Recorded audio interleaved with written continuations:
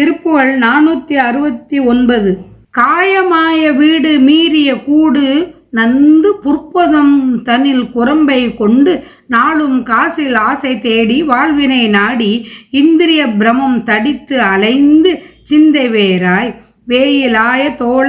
மடவார்கள் பங்கையத்து கொங்கை உற்று இணங்கி நொந்திடாதே வேத கீத போத மோன மெய்ஞானம் நந்த முற்றிடு இன்ப முத்தி ஒன்று தந்திடாயோ மாய வீர தீர சூரர்கள் பார நின்ற விக்கிரமம் கொள் வெற்பு இடந்த செங்கை வேலா வாகை வேடர் பேதை காதல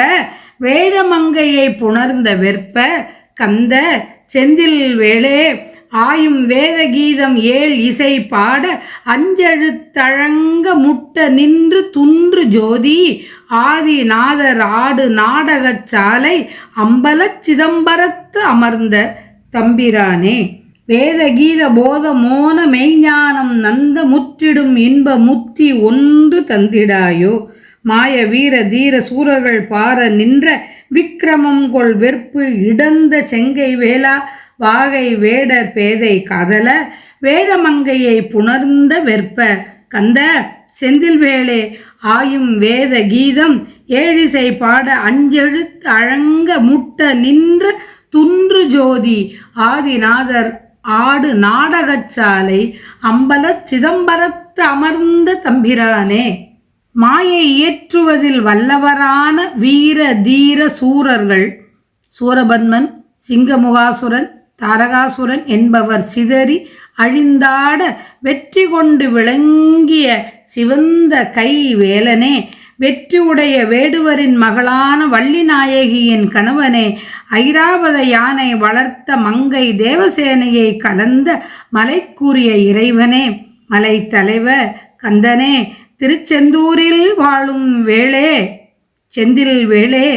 ஆராய்ந்து வேத கீதங்களையும் ஏழு இசைகளையும் பாட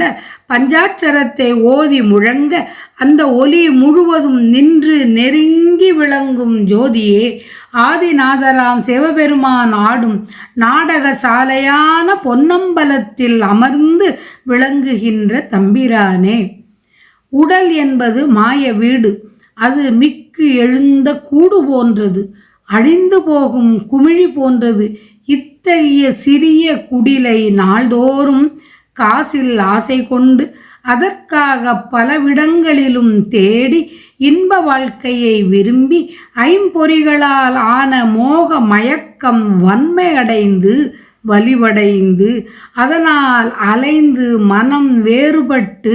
கலக்கம் கொண்டு மூங்கில் போன்ற தோள்களை உடைய அழகான பெண்களின் தாமரை அரும்பை போன்ற கொங்கைகளை விரும்பி அடைந்து அவற்றின் வசப்பட்டு உள்ளம் வருந்தாது வேதம் கீதம் ஞானம் மௌனம் மெய்ஞானம் தழைத்து வளர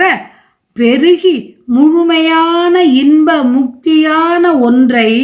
எனக்கு அளிக்க மாட்டாயா?